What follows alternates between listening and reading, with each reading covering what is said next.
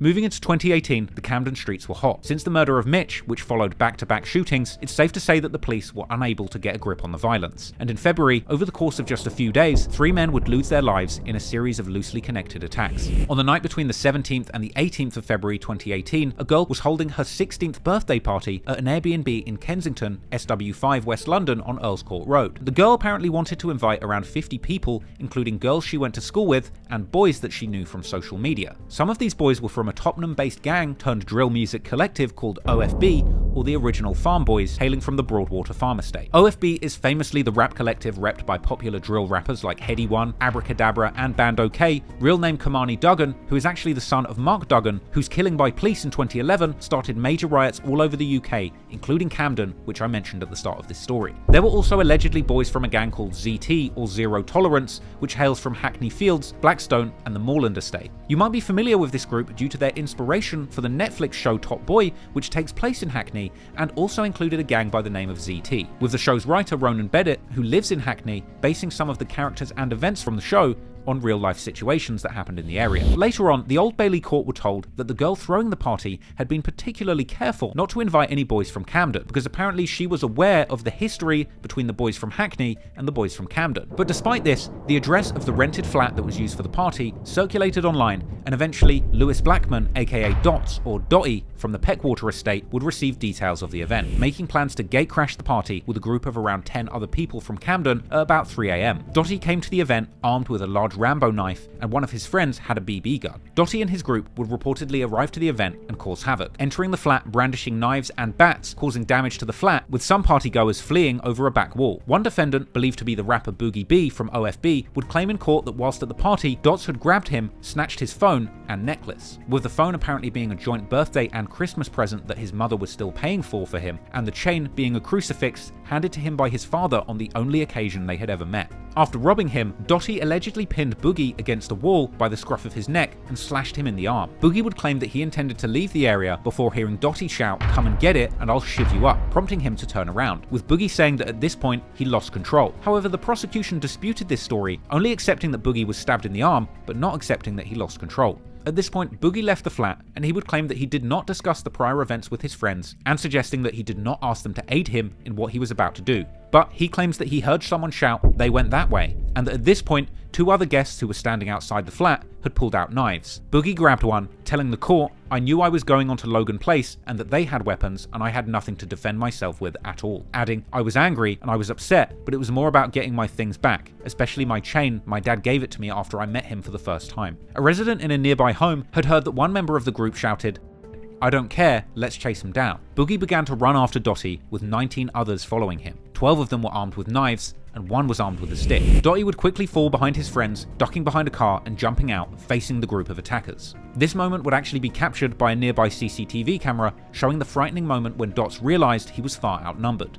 He would then turn off and begin to run after a very short standoff. But unfortunately, in a moment that was caught by yet another CCTV camera, the group would soon catch up to Dotty, with Boogie B delivering the first blow, swinging his knife in an arching motion right into Dotty's back. After this blow, Boogie would stop running, but his friends would continue to chase Dotty. Dotty managed to make it another 20 or so paces before falling to the ground on his front. Boogie moved in and delivered the final wound to Dotty, claiming this is when he recovered his stolen goods. Dotty would end up dying as a result of the 2 wounds to his chest. Reports claim that a friend of Dotty ran back towards him as he lay dying, and he was seen to point the BB gun at Boogie and the other OFB members. Following the attack, the group apparently were calm and carefree, walking back to the party house after the murder in what was described as a celebratory mood, and apparently those members were laughing and joking to themselves, with one teen apparently jumping around and waving his feet. The group apparently returned to the party with a triumphant swagger and were visibly excited. Police would discover Dotty at around 3:20 AM after they were called to Logan Place over reports of a large number of vehicles in the area. Officers gave first aid to Dotty, but he was pronounced dead at the scene. After the murder, Boogie would turn up to North Middlesex Hospital to seek treatment for the stab wound he had previously sustained. As the trial came to an end, Boogie B was sentenced to 20 years for his part in the murder, with 2 of his co-defendants, allegedly from ZT, who also delivered blows, being sentenced to 20 years too, and a 4th, who allegedly was from ZT, who was in the pack of attackers but did not actually stab Dots, was also sentenced to 11 years. A shrine would later be erected on the Peckwater estate in honour of Lewis Blackman, and other OFB members have since shouted out Boogie B a number of times in their songs, including lyrics in Headie One's blockbuster collaboration with Drake, the Only You freestyle, where Headie One raps that he still gets jail calls from Boogie B, and saying how his 20-year sentence had moved him. As you're probably wondering now, what does this unfortunate event have to do with the beef between 51st and 71st? Well, on its own, nothing. However, as we'll discuss next, this night put events in motion that would result in another night of horrific revenge attacks that would leave 2 71st affiliated young men dead. With all this happening, despite the fact that Dotty lost his life at the hands of another crew completely unrelated to this beef. Since he was a prominent member of the gangs affiliated with the 51st postcode estates, Dotty's friends would be left grieving, and his enemies would be celebrating, despite not being involved in the murder. But then, days later, on February the 20th, 2018, at around 7 PM, a large group of 51st affiliates, including Gambino, Frosty, and Stings, will be seen at a vigil for Dotty on the Peckwater estate. Then, at about 7:30, they would be seen leaving in a stolen Mercedes van, spray-painted black, and a stolen silver 3 Series BMW. Apparently, 12 to 15 people would get into that van, and 4 people would get into the BMW. The BMW was noticed by an unmarked police car as it left the area, and all 4 occupants appeared to have their faces covered. Then, at 8:14 PM, CCTV captured the BMW in the NW1 postcode. At this time, 2 men would jump out of the car armed with knives, chasing and another man along Aldenham Street, and when they caught up, stabbed in the middle of his back as he tried to hide behind some garbage bins. The 2 attackers would apparently return to the car with a large knife that appeared to be wet with blood. It would require treatment in hospital, but luckily survived the attack. But this gang wasn't done hunting, and soon after, another, more unfortunate attack would occur. 15 minutes later, at around 8:30, CCTV would capture the BMW in the NW5 postcode. The car was following 16-year-old Abdi Karim Hassan, a youth better known on the street as AK, walking on Bartholomew Road.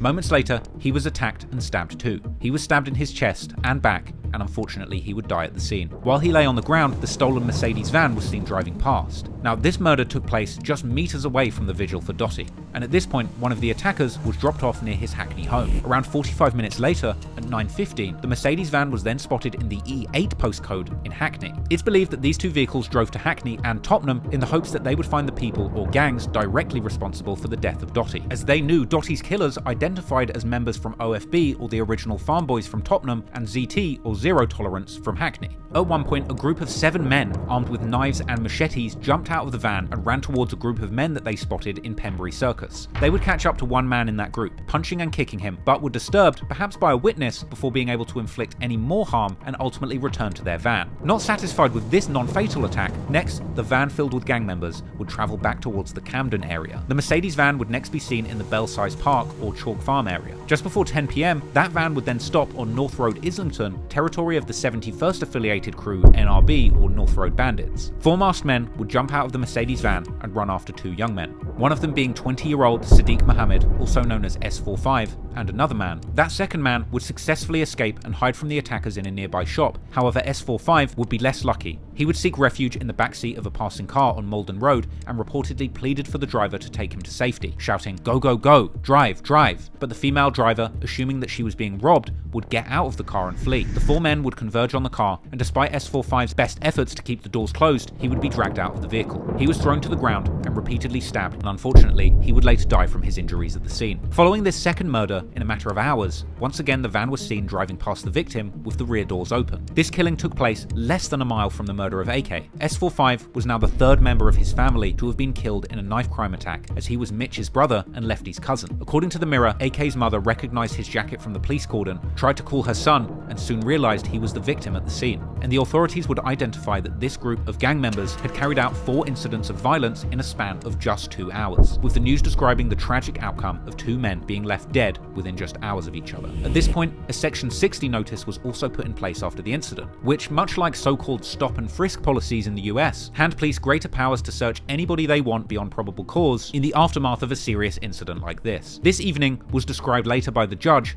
as an orgy of street violence, and after all of this played out, at around 10:20 PM, that van was driven and parked at the home address of the mother of Ben Drummond, better known as Frosty, from the Peckwater gang. At 7:30 a.m. the next morning, that van was set alight after two men had been seen approaching the vehicles with petrol cans. There was then telephone contact between Frosty and others who were accused of participating, including Stings, with the last of this contact being around 11 p.m. Frosty would reportedly also attempt to contact Stings on the morning of the 21st of February. However, Frosty would later claim that these calls were related to drug dealing rather than the violent events of the previous evening, and it was later revealed that Stings knew both AK and S45, as he attended his first secondary school, William Ellis, with AK, and his second secondary school, Haverstock, with S45. After the Camden community had been rocked by this horrific wave of violence, the area was described by the local news as being in a state of shock. Police will be seen combing through multiple crime scenes for evidence following the murders, with a forensic tent and cordon seen near the murder location of AK near Bartholomew Road that night, with officers continuing to investigate into the morning,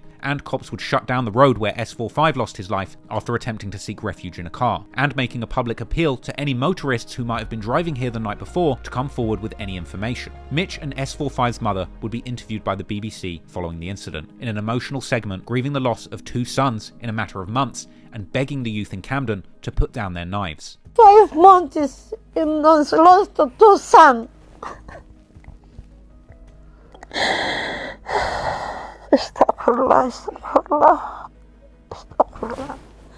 I beg you, people that got to knife children, say stop please. Please and please. Following these tragic incidents reaching the news, the Camden Council leader, representing Holborn and St Pancras areas, which includes the area of Camden where all this happened, Keir Starmer MP, would release a joint statement saying, "It is appalling and deeply sad that these two young people have lost their lives in these circumstances, in the very midst of our communities. Our thoughts and deepest sympathies are with the families and everyone who knew these young men. Camden Police are providing specialist support to the families of the victims. We want to reassure every Camden resident that the safety of our communities is our highest priority, and we are directing all of our attention and resources to keep you safe."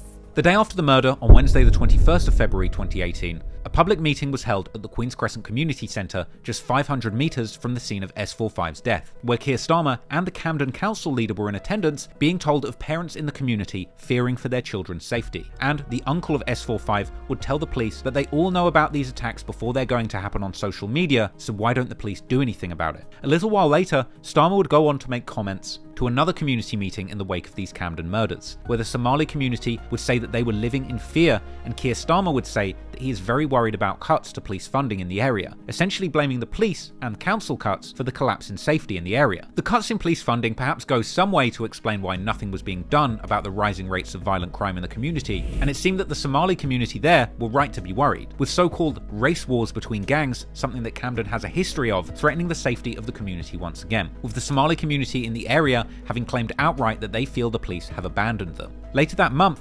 1,000 concerned citizens took to the streets of Camden for a march against violence, demanding action on knife crime. The mother of Mitch and S45, who was leading the charge and the procession, even stopped at the location of the murder, before coming to its end at the location of Mitch's murder. Once again, the Member of Parliament for the area, Keir Starmer, would attend the march and speak to the crowd. And despite the apparent cuts to police funding in the area, while the community were marching, the underfunded police were working to try and find the perpetrators. Eventually, numerous members affiliated with gangs from the 51st postcode group were identified by the police, including Stings and Frosty, who were charged with both the murders of AK and S45. There was Gambino, who was charged with the murder of S45. Stings, real name Isaiah Papula, was arrested just after the night of violence, caught on February the 22nd, 2018, after attempting to discard the car key for the BMW used in the crimes, which was found parked in the local area. Apparently, he was caught after throwing the key out of his window, which was later retrieved by police, who then found the car, opened it, and searched it. AK's blood was found on the bonnet and the rear seats of the car, with Stings' DNA being found on a face mask that was in a rucksack in the boot. S45's blood was also found on one of Stings' trainers, and cell site data from the phone which was found in Stings' possession when he was arrested was moving in such a way which implied that he drove the BMW back to his home address. Stings claimed to have played no part whatsoever in the killing of S45, claiming that he was at the vigil for Dottie until around 8:40 p.m. when he saw blue lights coming from the scene of AK's murder. However, the police didn't buy this alibi. He was initially charged with 2 counts of murder, grievous bodily harm, and attempted grievous bodily harm on the 25th of February 2018. Stings would first appear appear in court on the 28th of February 2018, and he would be found guilty of murder, manslaughter, GBH, and violent disorder on May the 29th, 2019, with his murder charge relating to the death of S45, the manslaughter of AK, as well as the GBH and a general count of violent disorder. On the 9th of July 2019, Stings was sentenced to life in prison with a minimum of 28 years for the murder of S45, and he would also get life with a minimum of 9 years for the manslaughter of AK, along with concurrent terms of 42 months and 3 years for the GBH and violent disorder convictions. But on the 27th of May 2021, an appeal hearing for Stings would be held in regards to the murder sentence, seeking a reduction due to him being aged 18 and 9 months at the time of the offence. During the appeal, the court would be made aware of 2 head injuries sustained by Stings as a youth, including a blow with a baseball bat in 2015 and a punch to the head in 2016. Stings' parents would make statements that from around age 15 and 16,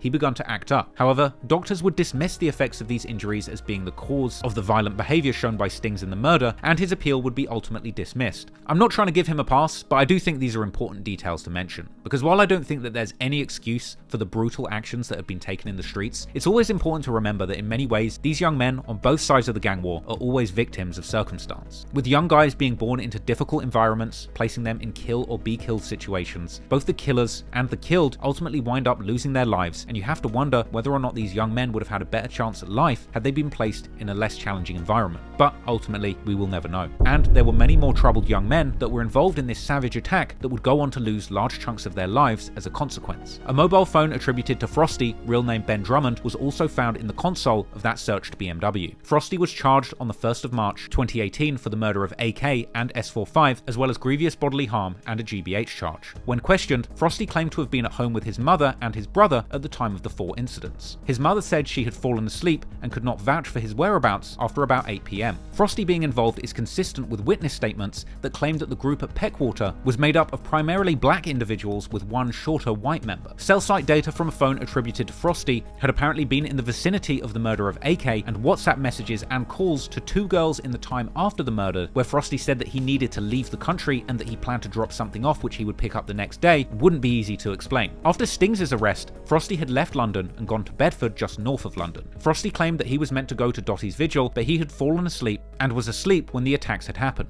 But the court didn't buy this, and he was ultimately also jailed for life with a minimum of 23 years served. And while Frosty's plan to flee the UK never materialised, Gambino, real name Godwin Lungi, would successfully flee the country to France. But ultimately, he didn't get far enough out of Europe to evade the authorities, and he was ultimately arrested and brought back to the UK to face trial. He would deny any involvement, but prosecutors would claim that Gambino could be identified on CCTV by a distinctive white scarf or face covering which placed him at the scene of S45's murder. Gambino would first appear in court on the 4th of March 2019, where he would claim that he felt pressure to go and do something after Dottie's death. He also claimed that the atmosphere at the vigil was jumpy, and outright stating that a group wanted us to go and look for the boys who killed Dottie. Gambino claimed to have left to go to the shops and gave his coat and scarf to another member of the group before going to his girlfriend's house in Hampstead. The scarf is one of the pieces of evidence the prosecution used in connection with CCTV, as mentioned before. He claimed that members of the group didn't want to go on the mission in their own clothes, so they asked Gambino for his. Gambino also claimed that he went to France after the events of that night, as his mother wanted him to stay away from the violence in the area. However, once again, the court did not buy this alibi, and Gambino would be convicted of the murder of S45 and violent disorder on the 2nd of March 2020. On the 18th of July, he would be sentenced to life in prison with a minimum of 21 years, as well as a 3-year sentence for violent disorder to be served concurrently. At least 3 people were held responsible for the taking of 2 young men's lives before their time. It's believed that these incidents of mass violence is what actually caused the police to start investigating the gang war in Camden more closely, with many members being arrested and jailed over the next year or so for conspiracy, guns, and drugs. And after all the public attention on Camden's out-of-control gang war, it seems that the warring members of 51st and 71st postcode districts decided to lay low for a while. However,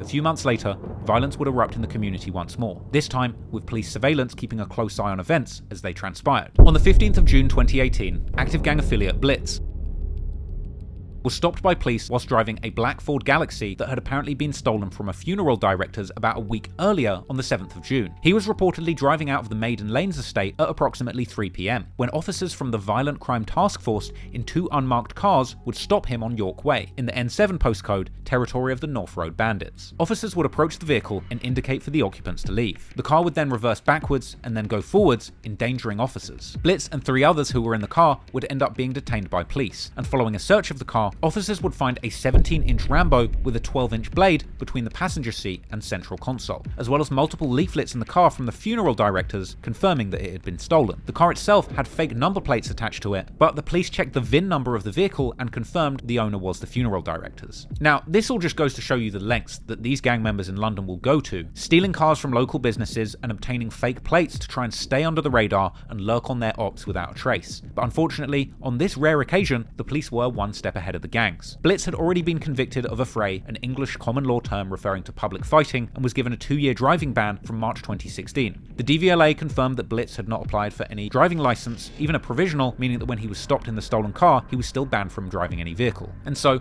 on Thursday the 20th of September, Blitz would plead guilty to driving whilst disqualified, driving and taking away a vehicle, and possession of a bladed article at Blackfriars Crown Court, and he would be sentenced to 20 months in prison, and pictures of his mugshot and him in jail would circulate online. Clearly the police and authorities were trying to get a grip on the spiralling violence in their community, and now it was time for the politicians to step in and try and do something too. Later that year, in September the 21st, 2018, Camden Youth Safety Task Force, chaired by local MP Keir Starmer, would release a report recommending how to keep young people safe in Camden. The release event even included the announcement of £500,000 in funding to try and help the council, partners, and the community to act upon the report's recommendations. The report blamed much of the violence on well-established drug markets operating in Camden, as well as identifying that the pattern of exploitation saw younger gang members being groomed and taken advantage of by older members at the top. And to their credit, the task force was told that the lack of opportunities and the desire to make money were the key underlying drivers of serious youth violence in the area, suggesting that better education, training, or employment prospects would actually provide protective factors to protect vulnerable young people from being affected by violence in that area. They would also identify that young people believed that the need to defend themselves ultimately outweighed the risks of getting caught with illegal weapons. And let's not forget, just having a knife in the UK in public without a good reason is a crime punishable with a prison sentence. The report even suggested that social media had actually been making the problem with gangs worse, even going as far as to claim toxic masculinity may be responsible, or more sensitively put, there was a lack of positive male role models for the young men in these communities where violence was occurring. The report would speak of the need for robust programs that could be developed to equip young people with the skills to make more positive choices, but it didn't really give too much explanation on these programs. It spoke of a need to identify youths at the highest risk, but ultimately put the onus on schools and parents to do this like they weren't concerned already. The report would speak of the need to support kids with trauma or in trouble at school and promote early help services to give better parenting skills to those struggling in the community. They claimed that they needed to change the local conversation about the drugs trade and foster greater trust between young people, local communities, and the police. The report made for interesting reading, but much of it was very broadly identifying the failings and potential solutions to the gang violence in Camden. But in the end, that £500,000 didn't seem to do anything to really improve the situation in Camden. Now, to be fair,